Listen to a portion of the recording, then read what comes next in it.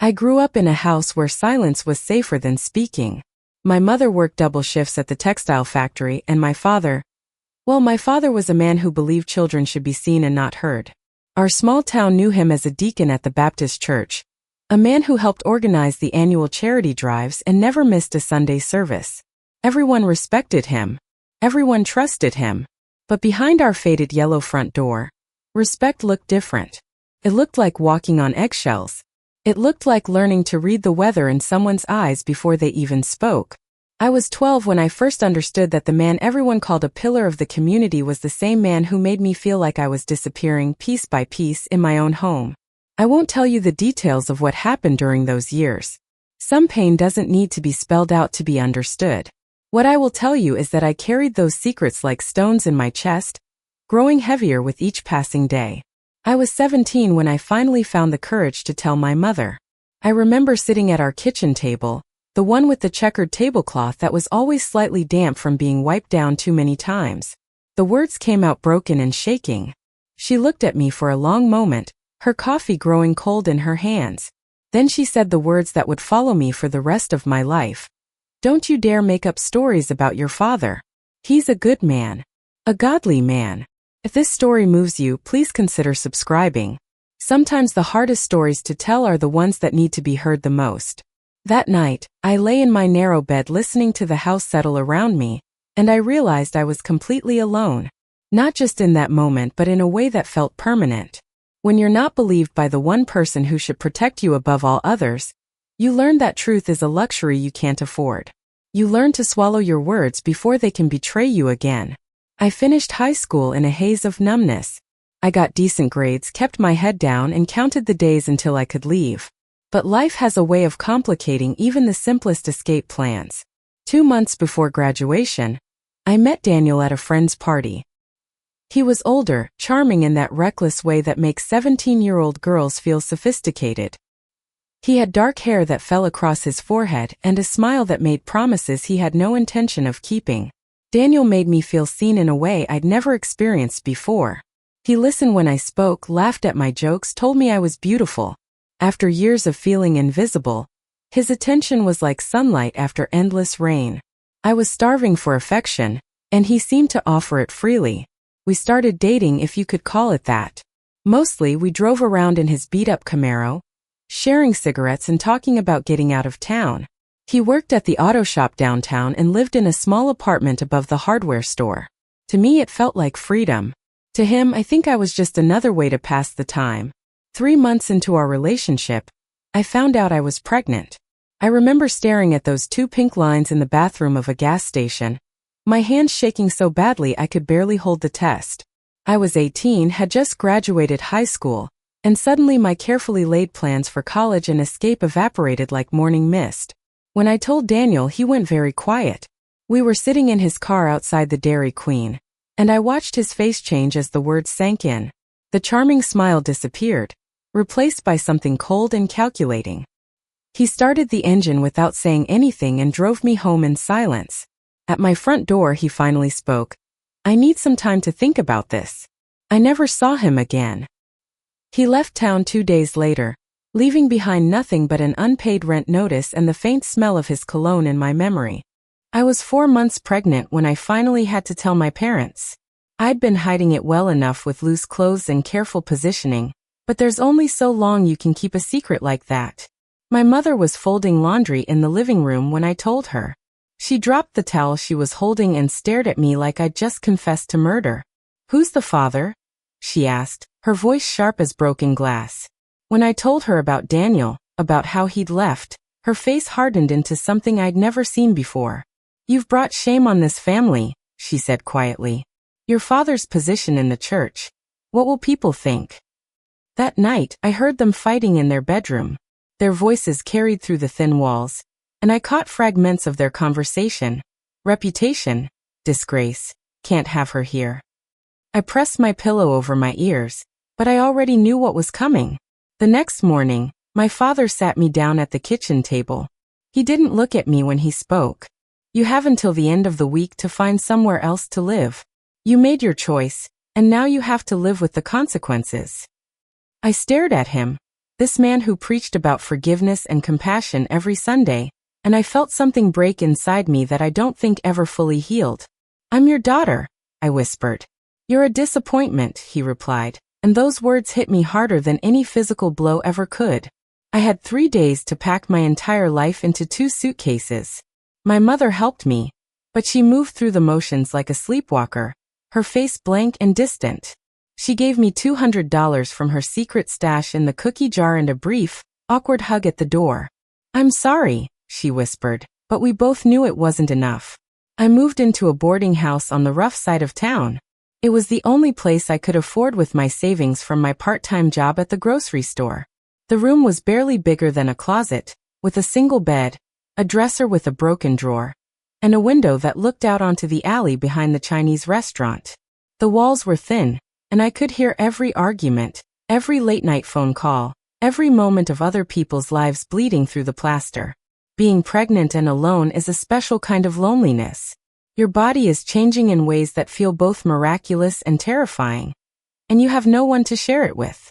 I worked at the grocery store until I was 7 months along, scanning items and bagging groceries while my back ached and my feet swelled. The other employees were kind enough, but they kept their distance. A pregnant teenager without a ring was still a scandal in our small town. I gave birth to my daughter, Emma, on a rainy Tuesday in November. She was perfect, 10 tiny fingers, 10 tiny toes, and eyes that seemed to see straight through to my soul. Holding her for the first time, I felt a love so fierce it took my breath away. She was mine, completely and unconditionally mine. And I promised her in that hospital room that I would never let anyone make her feel unwanted the way I had been made to feel. The months that followed were the hardest of my life. I survived on government assistance, food stamps, and the kindness of a few neighbors who didn't judge too harshly. Emma was a good baby, but babies need so much: diapers, formula, clothes they grow out of every few weeks. I learned to shop at thrift stores, to make a dollar stretch in ways I never knew possible. Some nights, I would lie awake listening to her breathe in the crib beside my bed, wondering if I was strong enough to give her the life she deserved. Leave a comment if you've ever felt unheard or alone. Sometimes knowing we're not the only ones carrying these burdens makes them a little lighter. When Emma was 2 years old, I got a job at the local library. It didn't pay much, but it came with health insurance and a sense of purpose I'd been missing. I loved being surrounded by books, by stories of people who had overcome impossible odds. The head librarian, Mrs. Patterson, was a kind woman who let me bring Emma to work when I couldn't find childcare. She would sit quietly in the children's section, looking at picture books while I shelved returns and helped patrons find what they needed. It was at the library that I met Marcus. He came in every Thursday afternoon with his 2 young sons, checking out adventure novels and helping them with their homework at the long wooden tables. He was tall and lean, with gentle eyes behind wire-rimmed glasses and calloused hands that spoke of honest work. He worked construction, he told me later, building houses for families who were just starting out. Marcus noticed me before I noticed him. He told me later that he'd been watching me help his boys find books, marveling at how patient I was with their questions, and how I seemed to genuinely care about what they were reading. His wife had died 2 years earlier in a car accident, and he was raising David and Michael alone. They were 7 and 9, with gap-toothed smiles and their father's kind eyes. Our friendship started slowly. A smile across the library, a conversation about which books his boys might enjoy, an offer to help carry their stack of books to the car. Gradually, our Thursday visits stretched longer, and sometimes we would sit together while the children played in the library's small playground outside. The first time Marcus asked me to have coffee with him, I was terrified. Emma was 3 by then, a chatterbox with curly hair and her father's stubborn streak. I hadn't been on anything resembling a date since Daniel, and I'd convinced myself that I was damaged goods, that no decent man would want a woman with my history. But Marcus was different. He listened when I spoke, really listened, like my words mattered. He made me laugh with stories about his boys' latest adventures and mishaps. He never pushed, never made me feel like I owed him anything. When I finally told him about Emma's father, about how I'd been abandoned, he just nodded and said, "His loss is the world's gain." We started dating properly after that. Marcus would pick me up for dinner at the diner downtown, and we'd talk for hours about everything and nothing. He introduced me to his sons gradually, letting them get used to the idea of their father having a female friend. Emma adored him from the start. He would get down on her level when he talked to her, treating her like a small adult rather than an inconvenience. The night Marcus first kissed me, we were sitting on the porch swing of his small house, watching the children play in the yard.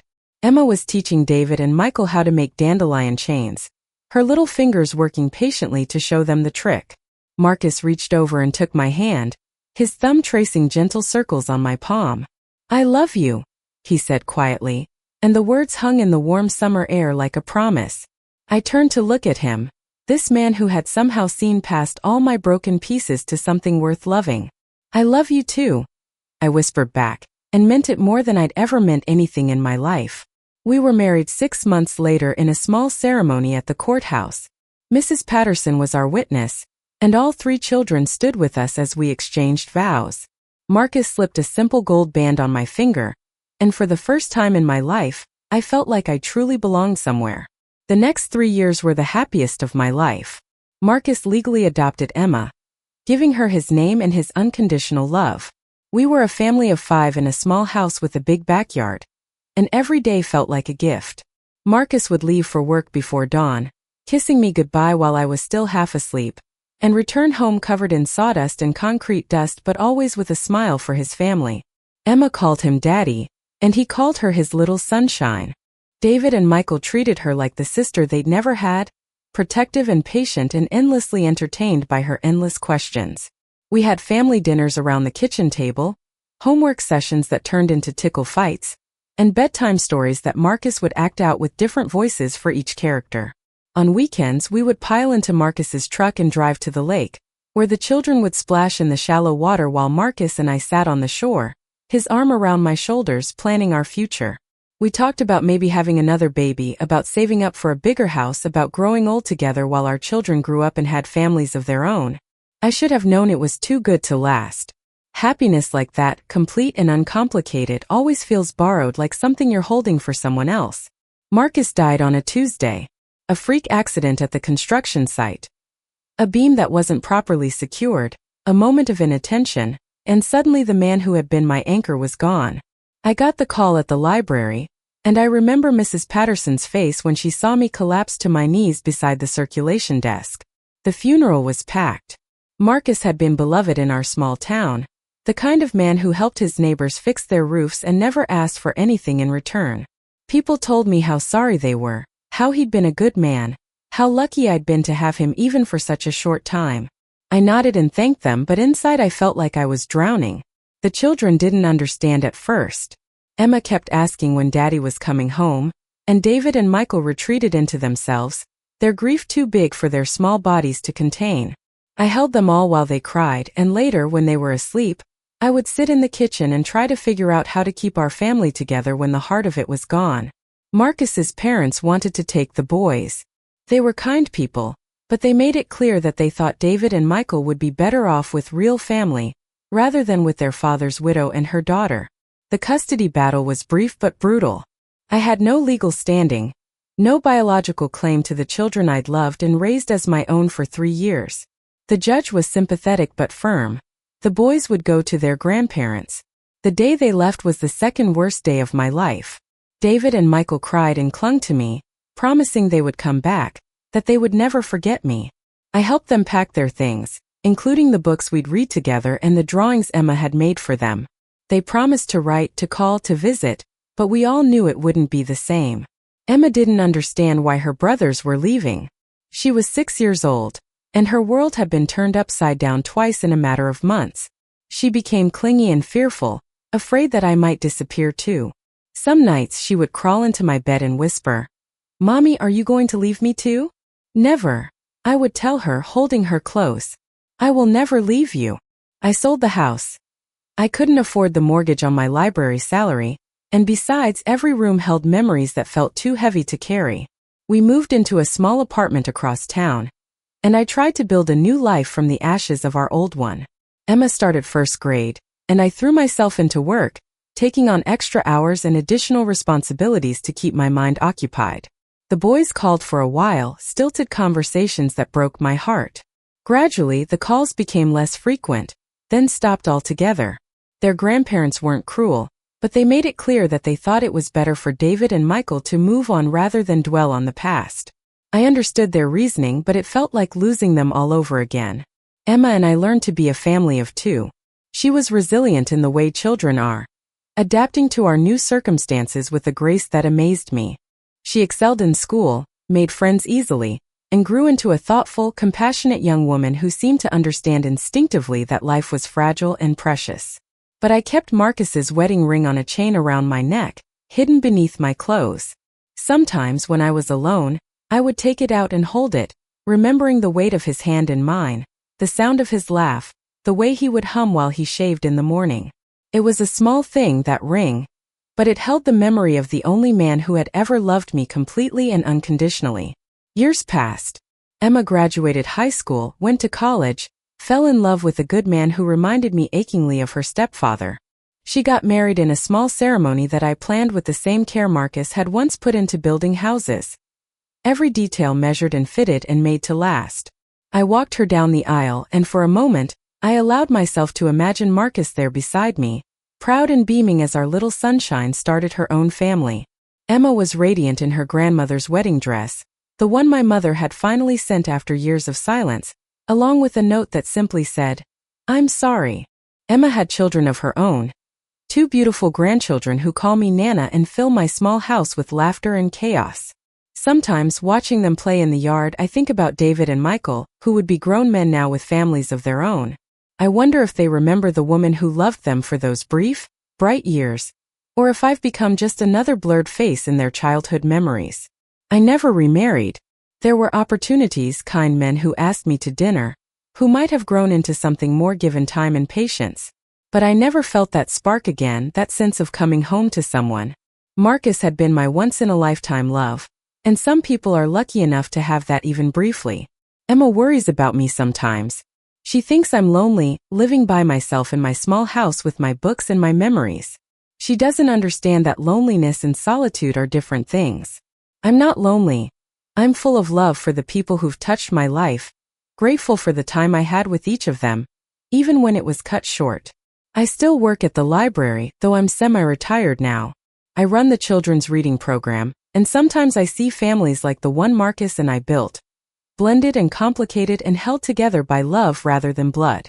I help those children find books about adventure and magic and possibility, and I tell them the same thing I told Emma, David, and Michael.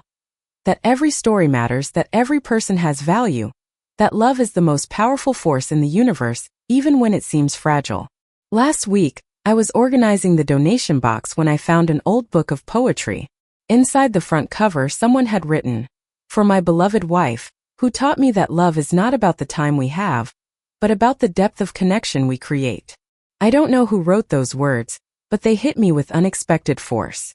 That's when I realized that my story isn't really about abandonment or loss, though those things are certainly part of it. It's about the profound truth that love, real love, doesn't disappear when someone dies or leaves. It becomes part of who you are, woven into your DNA, shaping every choice you make going forward. The teenage girl who was thrown out of her home while pregnant learned that she was stronger than she ever imagined. The young mother who struggled to survive learned that dignity isn't something someone can take from you. It's something you choose to keep. The woman who found love and lost it learned that even brief happiness can sustain you through a lifetime of ordinary days. I still have Marcus's ring. Sometimes Emma's children find it and ask about the man in the faded photograph on my dresser. I tell them about their grandfather Marcus, about how he loved them before they were even born, about how he built houses that are still standing strong in our town. I tell them that love is like that. It builds something lasting even when the builder is gone. If this touched your heart, don't forget to like this video and share it with someone who needs to hear it. Sometimes the most important stories are the ones that remind us we're not alone in our struggles. Tonight, I'll sit on my porch and watch the sunset paint the sky in shades of gold and pink. I'll think about the girl I was, afraid and alone, and the woman I became, scarred but unbroken. I'll remember my father's harsh words and my mother's silent apologies, Daniel's abandonment and Marcus's fierce love, the children I raised and the ones I had to let go. And I'll feel grateful. Grateful for the pain that taught me strength, for the love that taught me joy, for the losses that taught me the precious value of what remains. My story isn't a tragedy, despite its tragic moments. It's a testament to the resilience of the human heart, to the power of love to transform even the most broken among us. The ring around my neck catches the last light of day and I smile. Marcus would be proud of the woman I've become, of the family Emma has built, of the life I've created from the ashes of everything I lost. That's the real victory. Not that I survived, but that I learned to thrive, to love again, to find meaning in the spaces between heartbreak and hope. Some people are blessed with easy lives, with families that support them and love that lasts forever. Others of us have to fight for every moment of happiness, build our own families from the people who choose to stay, create our own definitions of home and belonging. Both paths are valid. Both paths are beautiful. And both paths lead to the same destination. The understanding that we are all stronger than we know, more loved than we realize, and more capable of healing than we ever dared to hope. In the end, that's the only story that really matters.